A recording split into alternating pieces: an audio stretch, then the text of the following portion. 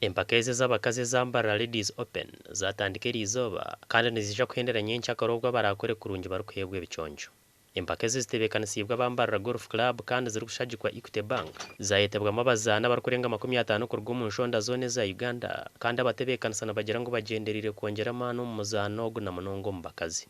Mwaka tutebekanise over 150 ladies and more 200 men who will be coming all over to come and play with us. Twetegwire tushayiningira nokireba okukiri. Godlive naye barikukurra abakyara barikuzaana golf omuri Mbarara kandi arikushitama aha kakiiko karikwebembera abakyara barikuzaana golf omu Uganda yoona. Nagira ngu okutebeekanisa empaka ezi nigumwe aha muringo gw'okuhwera abakazi okwejumbira omu muzaano ogu. Omwaka ogu zimwe mu strategies za Uganda Ladies Golf Union nokumakinga sure ngu abakazi bayeyongera kandi tutungire abakazi bingi bakwija kuzaana golf nka Mbarara so far twine abakazi nka batano abaregistaringire abasya.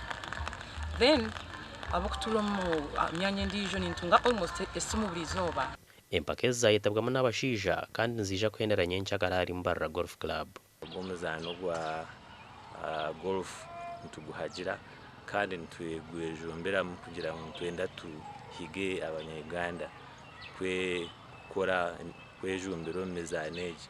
Abwa TV West and Aloysius Byamukama.